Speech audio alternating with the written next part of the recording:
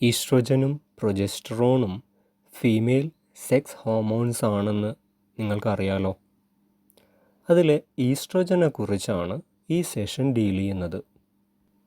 ഈസ്ട്രോജൻ്റെ synthesis എങ്ങനെയാണ് regulate ചെയ്യപ്പെടുന്നത് എന്ന് നോക്കാം. ഹൈപ്പോതലാമസ് ആണ് സ്റ്റാർട്ടിംഗ് പോയിൻ്റ്. ഹൈപ്പോതലാമസിൽ ഗൊനാഡോട്രോപ്പിൻ റിലീസിങ് ഹോർമോൺ ഉണ്ടാവും. ഇത് ആൻറ്റീരിയർ പിറ്റ്യൂട്ടറിയിൽ എത്തുകയും അവിടെയുള്ള റിസപ്റ്ററിൽ ആക്ട് ചെയ്യുകയും ചെയ്യും. അങ്ങനെ വരുമ്പോൾ ആൻറ്റീരിയർ പിറ്റ്യൂട്ടറി സ്റ്റിമുലേറ്റ് ചെയ്യപ്പെടുകയും അവിടെ നിന്ന് LH ആൻഡ് FSH ഉണ്ടാവുകയും ചെയ്യും. LHും FSHും മെയിൽസിലും ഫീമെയിൽസിലും എന്തൊക്കെ റോൾസ് ആണ് ചെയ്യുന്നത് എന്ന് നിങ്ങൾക്കറിയാം. ഫീമെയിൽസിലാണെങ്കിൽ LHും FSHും ഓവറീസിലാണ് മെയിനായിട്ടും ആക്ട് ചെയ്യുന്നത്. ഓവറീസിൽ നിന്ന് ഈസ്ട്രോജൻ ഉണ്ടാവുന്നത് FSHൻ്റെ ഇൻഫ്ലുവൻസ് കാരണമാണ്. ഓവറീസിലെ ഒവേറിയൻ ഫോളിക്കിൾസാണ് ഈസ്ട്രോജൻ ഉണ്ടാക്കുന്നത്. ഇനി FSH കോർപ്പസ് ലൂട്ടിയത്തിലും ആക്ട് ചെയ്യുന്നുണ്ട് കേട്ടോ. കോർപ്പസ് ലൂട്ടിയത്തിൽ FSH ആക്ട് ചെയ്യുമ്പോൾ അവിടെ നിന്നും ചെറിയ തോതിൽ ഈസ്ട്രോജൻ ഉണ്ടാവുന്നുണ്ട്. ഇനി FSH പ്ലാസെൻറ്റയിൽ ആക്ട് ചെയ്താൽ അവിടെ നിന്നും ഈസ്ട്രോജൻ റിലീസ് ഉണ്ടാവും. ബട്ട് ഓവറീസിലുള്ള വേരിയൻ ഫോളിക്കിൾസാണ് ഈസ്ട്രോജൻ്റെ മേജർ പോർഷനും ഉണ്ടാക്കുന്നത്. ഇനി ഫീമെയിൽസിൽ LH എന്താ ചെയ്യുന്നത്? LH ഓവറീസിൽ കോർപ്പസ് ലൂട്ടിയത്തിൻ്റെ മെയിൻ്റനൻസിന് റെസ്പോൺസിബിളാണ്. അതേസമയം കോർപ്പസ് ലൂട്ടിയത്തിൽ നിന്ന് പ്രൊജസ്ട്രോൺ ഉണ്ടാക്കുന്നതിനും LH കാരണമാവുന്നുണ്ട്. ആസ് എ കൺക്ലൂഷൻ ഇങ്ങനെ പറയാം, പിറ്റ്യൂട്ടറിയിൽ നിന്ന് റിലീസ് ചെയ്യപ്പെടുന്ന LH ആൻഡ് FSH ഓവറീസിലാണ് ആക്ട് ചെയ്യുന്നത് പ്രധാനമായും. FSH ഈസ്ട്രോജൻ ഉണ്ടാവുന്നതിനും LH പ്രൊജസ്ട്രോൺ ഉണ്ടാവുന്നതിനും സഹായിക്കും. ഇനി മെയിൽസിലെ കാര്യമാണ് പരിശോധിക്കുന്നത്. മെയിൽസിൽ LH ആൻഡ് FSH ഉണ്ടാവുന്നുണ്ട്. രണ്ടും ടെസ്റ്റിസിലാണ് ആക്ട് ചെയ്യുന്നത്.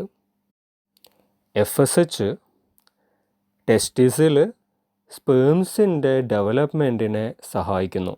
ദാറ്റ് ഈസ് സ്പെർമാറ്റോജെനിസിസ് കൃത്യമായി നടക്കണമെങ്കിൽ FSHൻ്റെ ഇൻഫ്ലുവൻസ് വേണം.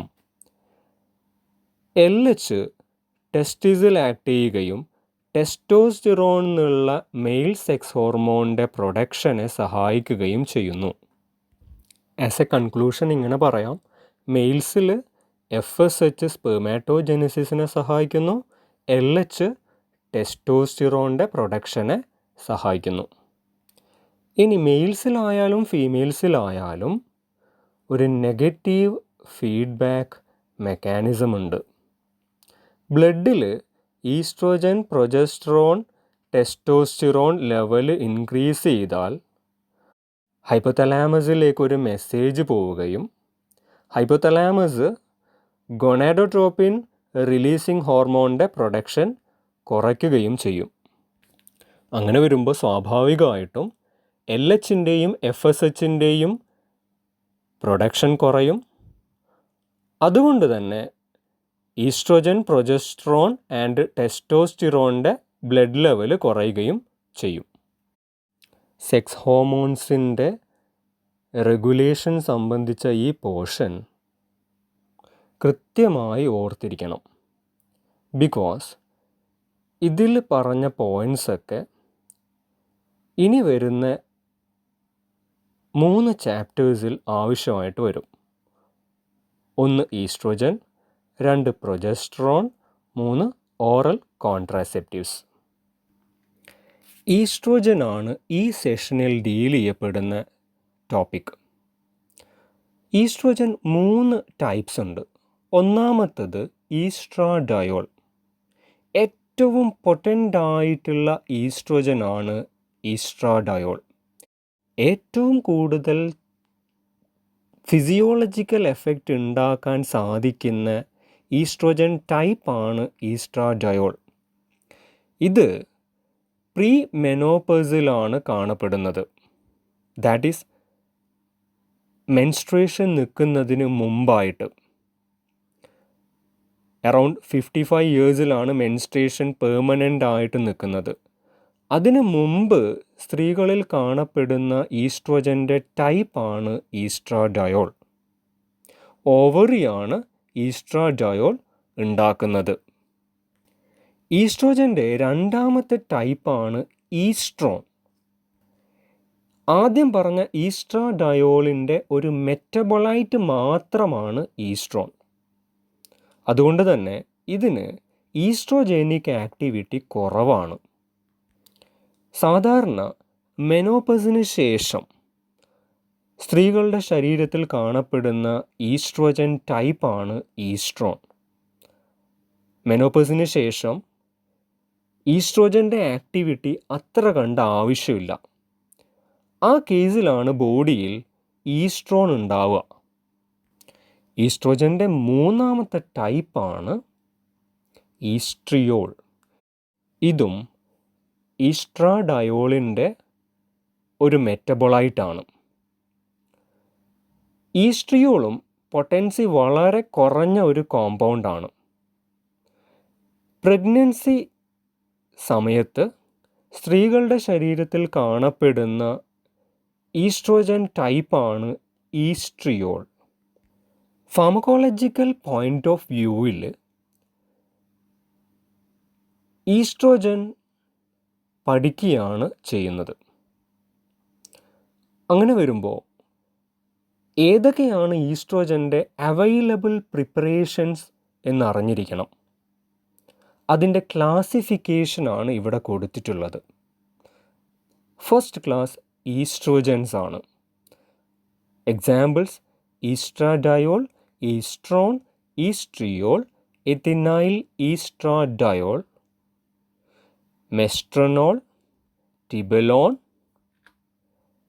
Next class is selective estrogen receptor modulators. In short, SERM. For example, tamoxifen and raloxifen. അതിലെ ആദ്യത്തെ class oestrogens. Mechanism of action of oestrogen. Drug receptor interaction ആണ് ആദ്യം നടക്കേണ്ടത്. ഈസ്ട്രോജൻ ഒരു സ്റ്റിറോയിഡ് ഹോർമോണാണ്. ഈ സ്റ്റിറോയിഡ് നേച്ചറുള്ള കോമ്പൗണ്ട് ന്യൂക്ലിയസിലുള്ള റിസപ്റ്റേഴ്സുമായി നല്ല അഫിനിറ്റി കാണിക്കുന്നുണ്ട്. ഇവിടെയുള്ള ന്യൂക്ലിയസ് വിവിധ തരം സെല്ലുകളിലുള്ള nucleus. For example, endometrium. Endometrial സെൽസിൻ്റെ ന്യൂക്ലിയസിൽ ഈസ്ട്രോജൻ റിസപ്റ്റേഴ്സ് ഉണ്ട്. അവിടെ ഈസ്ട്രോജൻ ബൈൻഡ് ചെയ്യുന്നു. അങ്ങനെ ഈസ്ട്രോജൻ്റെ ടാർഗറ്റ് സെൽസ് ഏതൊക്കെയാണോ അവിടങ്ങളിലൊക്കെ ന്യൂക്ലിയർ റിസപ്റ്റേഴ്സുമായി ഈസ്ട്രോജൻ ബൈൻഡ് ചെയ്യും. അങ്ങനെ ബൈൻഡ് ചെയ്യുമ്പോൾ രണ്ട് പ്രോസസ്സ് നടക്കുന്നുണ്ട്, ട്രാൻസ്ക്രിപ്ഷനും ട്രാൻസ്ലേഷനും. അതൊന്ന് സിംപ്ലിഫൈ ചെയ്തിട്ടാണ് അവിടെ കൊടുത്തിരിക്കുന്നത്. Transcription means specific RNA synthesis ആണ്. ഈസ്ട്രോജൻ ന്യൂക്ലിയസിലുള്ള റിസപ്റ്ററുമായി ബൈൻഡ് ചെയ്താൽ RNA ഉണ്ടാവും. RNAയിൽ ജനറ്റിക് ഇൻഫർമേഷൻ എൻകോഡ് ചെയ്തിട്ടുണ്ടാവും. RNA ഉണ്ടായി കഴിഞ്ഞാൽ നടക്കേണ്ട പ്രോസസ്സാണ് ട്രാൻസ്ലേഷൻ. അതും സിംപ്ലിഫൈ ചെയ്തിട്ടാണ് അവിടെ കൊടുത്തിരിക്കുന്നത്, സിന്തസിസ് ഓഫ് സ്പെസിഫിക് പ്രോട്ടീൻസ്. RNAയിൽ അടങ്ങിയിരിക്കുന്ന ജനറ്റിക് ഇൻഫർമേഷൻ അനുസരിച്ച് ഒരു പ്രത്യേകതരം പ്രോട്ടീൻ ഉണ്ടാവും. അങ്ങനെ ഓരോ RNAയിൽ നിന്നും ഓരോ പ്രോട്ടീൻ ഉണ്ടാവും. ബട്ട് ഓരോ പ്രോട്ടീനും സ്ട്രക്ചറലി ഡിഫറെൻ്റ് ആയിരിക്കും, അതുപോലെ ഫങ്ഷണലി ഡിഫറെൻ്റ് ആയിരിക്കും. ഓരോ പ്രോട്ടീനും അതിൻ്റേതായിട്ടുള്ള റോളുണ്ട്. ആ റോൾസാണ് അവിടെ കൊടുത്തിരിക്കുന്നത്. ഒന്ന്, എൻഡോമെട്രിയത്തിൻ്റെ പ്രോളിഫറേഷൻ. യൂട്രസിൻ്റെ ഇന്നർ ലൈനിങ് ആണ് എൻഡോമെട്രിയം. മെൻസ്ട്രൽ സൈക്കിളിൽ പ്രീ ഓവുലേറ്ററി ഫേസ് ഓർമ്മിക്കുക. മെൻസ്ട്രൽ ബ്ലീഡിങ്ങിന് ശേഷം 5-ാമത്തെ ദിവസം മുതൽ 14-ാമത്തെ ദിവസം വരെയാണ് പ്രീ ഓവുലേറ്ററി ഫേസ്. ഈ ഫേസിനെ ഫോളിക്കുലാർ ഫേസ് എന്ന് വിളിക്കാറുണ്ട്. ഈ ഫേസിൽ എൻഡോമെട്രിയത്തിൻ്റെ പ്രോളിഫറേഷനാണ് നടക്കുക. അതായത് ബ്ലഡ് വെസൽസിൻ്റെ ഗ്രോത്ത് കൂടും, ഗ്ലാൻസിൻ്റെ ഗ്രോത്ത് കൂടും, എൻഡോമെട്രിയൽ സെൽസിൻ്റെ ഗ്രോത്ത് കൂടും. ഓവറോൾ എൻഡോമെട്രിയത്തിൻ്റെ തിക്നെസ് 1 മില്ലിമീറ്ററിൽ നിന്ന് 5 മില്ലിമീറ്ററിലേക്ക് ഇൻക്രീസ് ചെയ്യും. ഇത് നടത്തുന്നത് ഈസ്ട്രോജൻ്റെ ആക്ഷൻ കാരണമുണ്ടായ ഒരു പ്രോട്ടീനാണ്. അങ്ങനെ വിവിധ തരം റോൾസ് ഉണ്ട്. ഓരോന്നും ചെയ്യുന്നത് ഓരോ പ്രോട്ടീനാണ്. അടുത്തൊരു റോള് പ്രൊജസ്ട്രോൺ ആക്ട് ചെയ്യുന്നതിന് മുമ്പുള്ള പ്രൈമിംഗ് ആണ്. എൻഡോമെട്രിയത്തിൽ ഈസ്ട്രോജൻ ആക്ട് ചെയ്താൽ മാത്രമേ പ്രൊജസ്റ്ററോണിൻ്റെ ആക്ഷൻ കൃത്യമായി നടക്കുകയുള്ളൂ. ഈസ്ട്രോജൻ എൻഡോമെട്രിയത്തിൽ കൃത്യമായി അതിൻ്റെ റോള് നിർവഹിച്ചതിന് ശേഷം പ്രൊജസ്ട്രോൺ അവിടെ എത്തുകയും എൻഡോമെട്രിയത്തിൽ സെക്രീറ്ററി ചേഞ്ചസ് ഉണ്ടാക്കുകയും ചെയ്യുന്നു. സെക്രീറ്ററി ചേഞ്ചസ് മീൻസ് യൂട്രസിൻ്റെ വോളിൽ നിന്നുണ്ടാവുന്ന യൂറ്ററിൻ മിൽക്ക് എന്ന സെക്രീഷനാണ്. യൂറ്ററിൻ മിൽക്ക് ഉണ്ടാവണമെങ്കിൽ പ്രൊജസ്ട്രോണിൻ്റെ ആക്ഷൻ അത്യാവശ്യമാണ്. പക്ഷേ പ്രൊജസ്ട്രോൺ എൻഡോമെട്രിയത്തിൽ ആക്ട് ചെയ്യണമെങ്കിൽ അതിനു മുമ്പ് ഈസ്ട്രോജൻ അവിടെ പ്രൈമിംഗ് നടത്തിയിരിക്കണം. ഈസ്ട്രോജൻ അതിൻ്റെ റോൾ അവിടെ ചെയ്തിരിക്കണം. അടുത്തൊരു role rhythmic contraction of the fallopian tubules ആണ്. സ്പേമിൻ്റെ മൂവ്മെൻറ്റ് കൃത്യമായി നടക്കണമെങ്കിൽ ഫെലോപ്പിയൻ ട്യൂബ്യൂളിൻ്റെ മസ്കുലാർ കൺട്രാക്ഷൻ അത്യാവശ്യമാണ്. റിതമിക് കൺട്രാക്ഷൻ ഉണ്ടെങ്കിൽ മാത്രമേ സ്പേംസ് മൂവ് ചെയ്ത് ഓവവുമായി ഫെർട്ടിലൈസ് ചെയ്യുള്ളൂ. അടുത്തൊരു റോള് സെർവിക്സിൽ നിന്ന് ഒരു വാട്ടറി ആൽക്കലൈൻ സെക്രീഷൻ ഉണ്ടാക്കുക എന്നതാണ്. ഈ സെക്രീഷൻ ഉണ്ടായാൽ മാത്രമേ സ്പേംസ് വേഗത്തിൽ മൂവ് ചെയ്യുള്ളൂ. അതിനും സഹായിക്കുന്നത് ഈസ്ട്രോജൻ കാരണമുണ്ടാവുന്ന ഒരു പ്രോട്ടീനാണ്. നെക്സ്റ്റ് റോൾ സെക്കൻഡറി സെക്ഷുവൽ ക്യാരക്ടേഴ്സിൻ്റെ ഡെവലപ്മെൻറ്റ്. For example breast development, pubic ഏരിയയിലുള്ള hair growth, axillary hair growth, that is ആംപിറ്റിലുള്ള ഹെയർ ഗ്രോത്ത്. ഇതൊക്കെ നടക്കുന്നത് ഈസ്ട്രോജൻ്റെ ആക്ഷൻ കാരണമുണ്ടാവുന്ന ചില പ്രോട്ടീൻസിൻ്റെ ഫിസിയോളജിക്കൽ ആക്ഷൻ കാരണമാണ്. ഈസ്ട്രോജൻ്റെ പ്രധാനപ്പെട്ട മറ്റൊരു റോളാണ് ബോൺ മാസിൻ്റെ മെയിൻ്റനൻസ്. ബോണിൽ മിനറൽ ഡെപ്പോസിഷൻ നടക്കണമെങ്കിൽ ഈസ്ട്രോജൻ അത്യാവശ്യമാണ്. കാൽഷ്യമൊക്കെ അവിടെ ഡെപ്പോസിറ്റ് ചെയ്താൽ മാത്രമേ ബോൺ സ്ട്രോങ് ആവുള്ളൂ. അതിന് ഈസ്ട്രോജൻ ഇമ്പോർട്ടൻ്റ് ആണ്. Now therapeutic uses of estrogen. First one, post menopausal hormone therapy. ഇവിടെ ഈസ്ട്രോജൻ പ്ലസ് പ്രൊജസ്റ്ററോൺ കോമ്പിനേഷനാണ് യൂസ് ചെയ്യേണ്ടത്. മെനോപ്പസിന് ശേഷം, menopause is the permanent absence of menstruation ആണ്. മെനോപ്പസിന് ശേഷം സ്ത്രീകളുടെ ശരീരത്തിൽ ഈസ്ട്രോജൻ്റെ ആക്ടിവിറ്റി കുറയുന്നത് കാരണം ചില പ്രശ്നങ്ങൾ ഉണ്ടാവാറുണ്ട്. അതിന് എക്സാമ്പിളാണ് hot flushes and vaginal atrophy. Hot flushes means sudden feeling of feverish heat. നല്ല തണുപ്പുള്ള ക്ലൈമറ്റിൽ പോലും ഇടയ്ക്കിടെ നല്ല ചൂട് തോന്നുന്ന ഒരു കണ്ടീഷനാണ് hot flush. Now, vaginal atrophy is the thinning, drying and inflammation of vaginal walls. മെനോപോസിന് ശേഷം ഹോട്ട് ഫ്ലഷസും വജൈനൽ അട്രോഫിയും വളരെ കോമൺ ആണ്. ഇത് ട്രീറ്റ് ചെയ്യാൻ ഈസ്ട്രോജൻ പ്ലസ് പ്രൊജസ്ട്രോൺ യൂസ് ചെയ്യണം. ബട്ട് ഈസ്ട്രോജൻ ബ്രസ്റ്റ് ടിഷ്യൂസിൽ ആക്ട് ചെയ്യുമ്പോൾ ബ്രസ്റ്റ് ക്യാൻസർ ഡെവലപ്പ് ചെയ്യാനുള്ള ചാൻസ് കൂടുതലാണ്. അതുകൊണ്ട് തന്നെ ഈസ്ട്രോജൻ തെറാപ്പി വളരെ ചെറിയ കാലത്തേക്ക് മാത്രമേ കൊടുക്കാവുള്ളൂ, അതും വളരെ കുറഞ്ഞ ഡോസിൽ. ഈസ്ട്രോജൻ്റെ പ്രധാനപ്പെട്ട ഒരു യൂസാണ് കോൺട്രാസെപ്ഷൻ. ഓറൽ കോൺട്രാസെപ്റ്റീവ്സ് അതിലെ ഒരു പ്രധാനപ്പെട്ട ഇൻഗ്രീഡിയൻ്റ് ആണ് ഈസ്ട്രോജൻ. ഈസ്ട്രോജൻ കൂടാതെ പ്രൊജസ്ട്രോണും അതിലുണ്ടാവാറുണ്ട്. ഓറൽ കോൺട്രാസെപ്റ്റീവ്സ് ഓറൽ റൂട്ടിൽ അഡ്മിനിസ്റ്റർ ചെയ്യാം. അത് കൂടാതെ ചിലപ്പോഴൊക്കെ ട്രാൻസ്ഡേർമൽ റൂട്ടിലും വജൈനൽ റൂട്ടിലും അഡ്മിനിസ്റ്റർ ചെയ്യാറുണ്ട്. ഈസ്ട്രോജൻ്റെ അടുത്ത use primary hypogonadism or delayed puberty. Secondary sexual changes വരാൻ ലേറ്റ് ആവുന്ന ഗേൾസിന് ഈസ്ട്രോജൻ പ്ലസ് പ്രൊജസ്ട്രോൺ അഡ്മിനിസ്റ്റർ ചെയ്യാറുണ്ട്. ഇനി മെനോപ്പസ് നേരത്തെ വന്ന സ്ത്രീകളിൽ, അതിനെയാണ് പ്രീമച്വർ മെനോപ്പസ് എന്ന് പറയുന്നത്, അവരിൽ ഈസ്ട്രോജൻ പ്ലസ് പ്രൊജസ്ട്രോൺ അഡ്മിനിസ്റ്റർ ചെയ്യാറുണ്ട്. മൂന്നാമത്തത് പ്രീമച്വർ ഒവേറിയൻ ഫെയിലിയർ. ഓവറീസിൻ്റെ ഡെവലപ്മെൻറ്റ് കൃത്യമായി നടക്കാത്തൊരു കണ്ടീഷനാണിത്. 40 വയസ്സിന് ശേഷം ഒവേറിയൻ ഫെയിലിയർ വരുന്നത് കോമൺ ആണ്.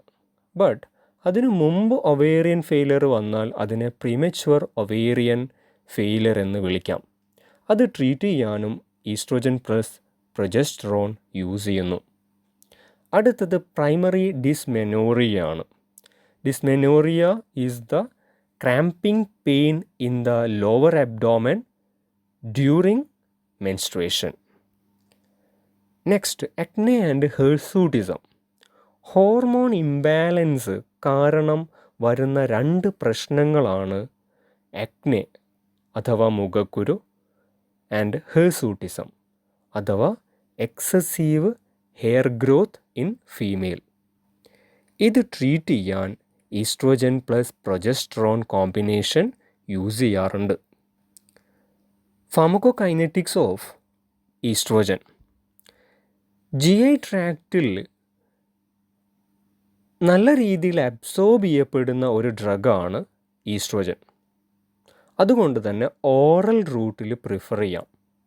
ഇത് കൂടാതെ സ്കിൻ, മ്യൂക്കസ് മെംബ്രെയിൻ ഒക്കെ സ്യൂട്ടബിൾ റൂട്ട് ഓഫ് അഡ്മിനിസ്ട്രേഷനാണ്. ഈസ്ട്രാഡയോൾ ആണ് ഈസ്ട്രോജൻ്റെ പൊട്ടൻറ്റ് ഫോം. ബട്ട് ഈസ്ട്രാഡയോള് ലിവറിൽ വെച്ച് വളരെ വേഗത്തിൽ മെറ്റബോളൈസ് ചെയ്യപ്പെടാറുണ്ട്. അതിന് റെസ്പോൺസിബിൾ ആയിട്ടുള്ള എൻസൈംസ് ആണ് മൈക്രോസോമൽ എൻസൈംസ്. നമുക്കറിയാം, ഓറൽ റൂട്ടിൽ ഒരു ഡ്രഗ് അഡ്മിനിസ്റ്റർ ചെയ്താൽ അത് ഇൻറ്റസ്റ്റൈൻ്റെ വോൾ അഥവാ ഗട്ട് വാൾ പാസ് ചെയ്താൽ ആദ്യം എത്തേണ്ടത് ലിവറിലാണ്. ലിവറിൽ എത്തുമ്പോൾ തന്നെ ചില ഡ്രഗ്സിൻ്റെ മെറ്റബോളിസം നടക്കും. അതിനെയാണ് പ്രീ സിസ്റ്റമിക് മെറ്റബോളിസം അല്ലെങ്കിൽ ഫസ്റ്റ് പാസ് മെറ്റബോളിസം എന്ന് പറയുന്നത്. ഈസ്ട്രോജന് ഫസ്റ്റ് പാസ് മെറ്റബോളിസം കൂടുതലാണ്. അതുകൊണ്ട് തന്നെ ഓറലി അഡ്മിനിസ്റ്റർ ചെയ്ത ഈസ്ട്രോജന് ബയോ അവൈലബിലിറ്റി കുറവാണ്. അഡ്മിനിസ്റ്റർ ചെയ്ത മുഴുവൻ ഡോസും ബ്ലഡിലെത്തണം എന്നില്ല. ഈ ഒരു ഡിസഡ്വാൻറ്റേജ് ഒഴിവാക്കാനാണ് ഈസ്ട്രോജൻ്റെ മറ്റു റൂട്ട്സ് നമ്മൾ പ്രിഫർ ചെയ്യേണ്ടത്. അതിലൊന്നാണ് ട്രാൻസ്ഡേർമൽ റൂട്ട്.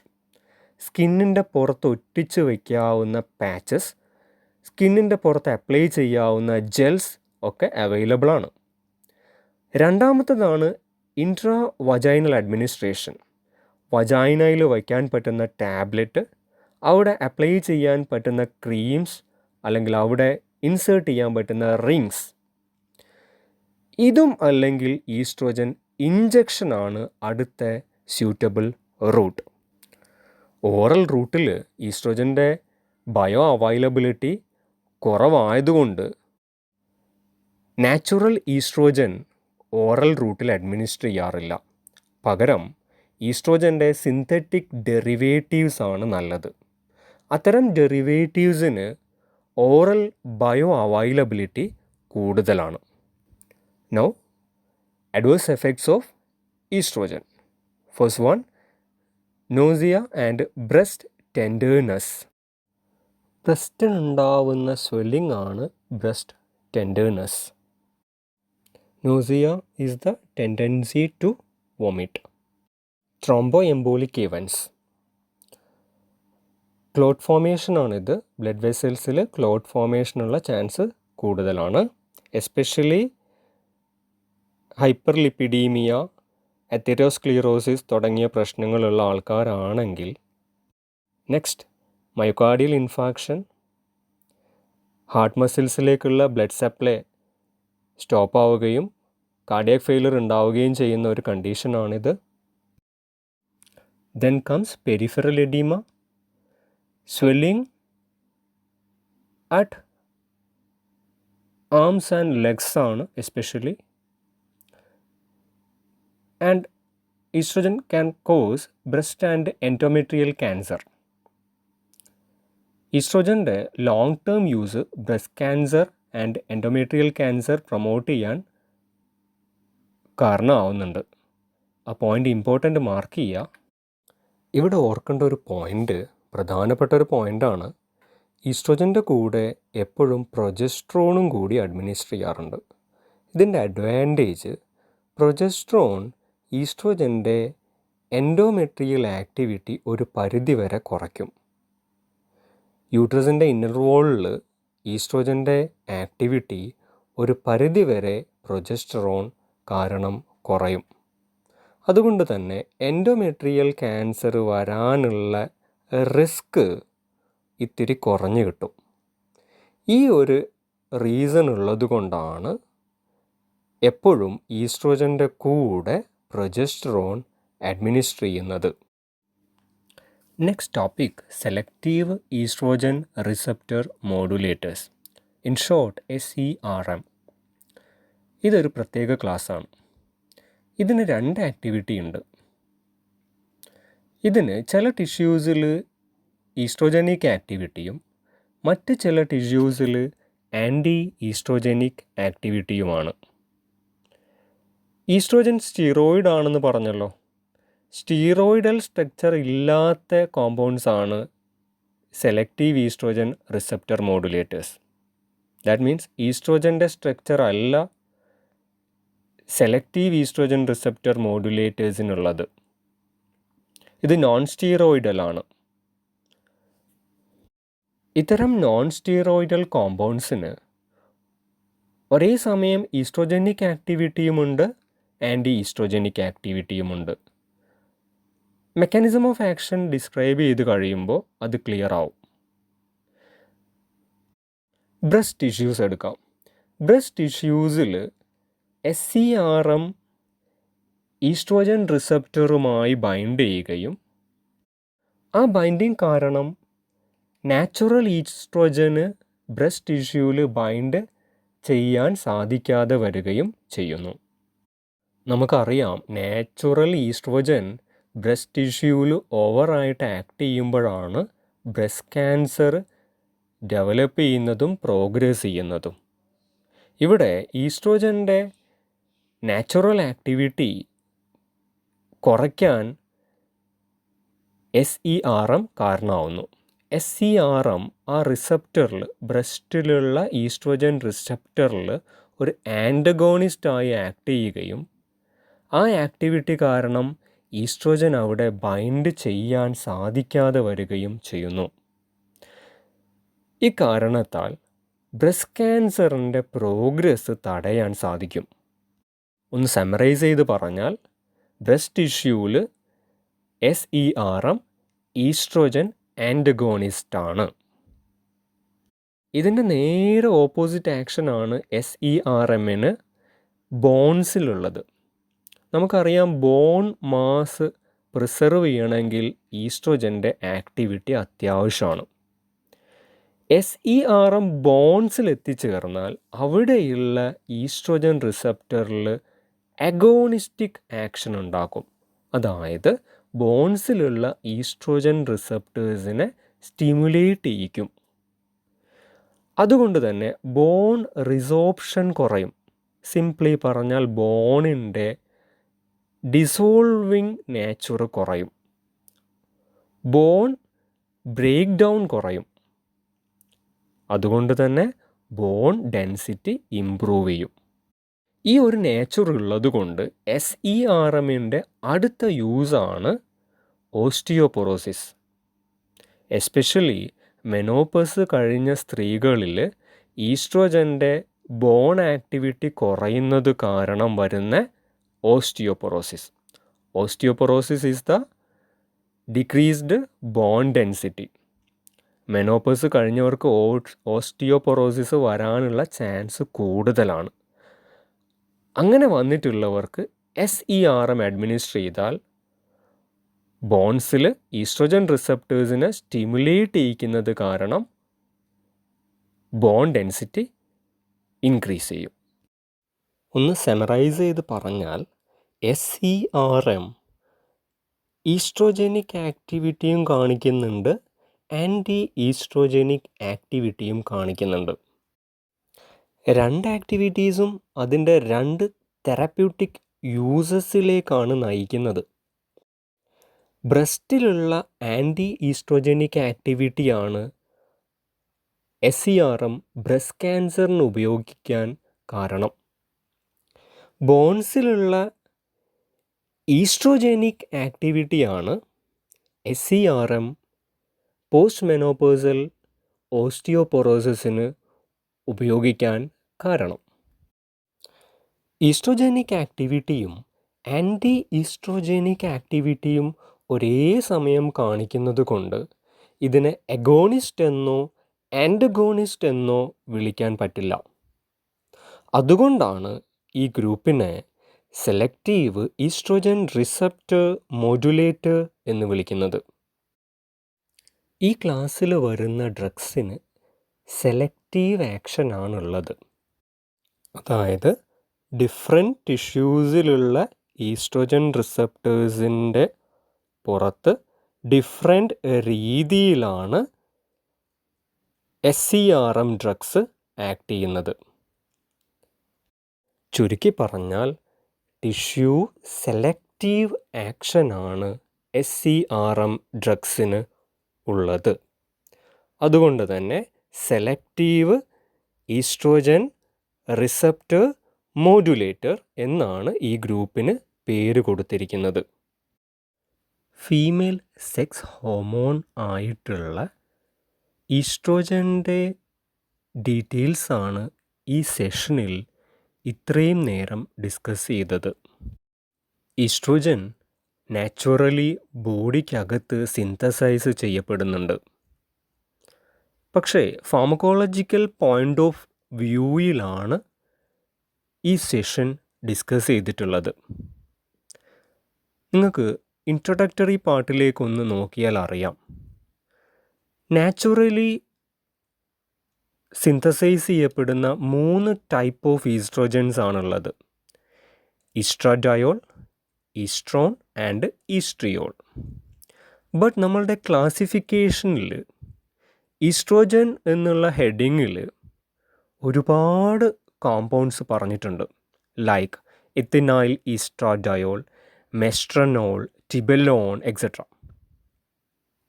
ഇതൊക്കെ ഈസ്ട്രോജനിക് ആക്ടിവിറ്റി കാണിക്കുന്ന കോമ്പൗണ്ട്സ് ആണ്.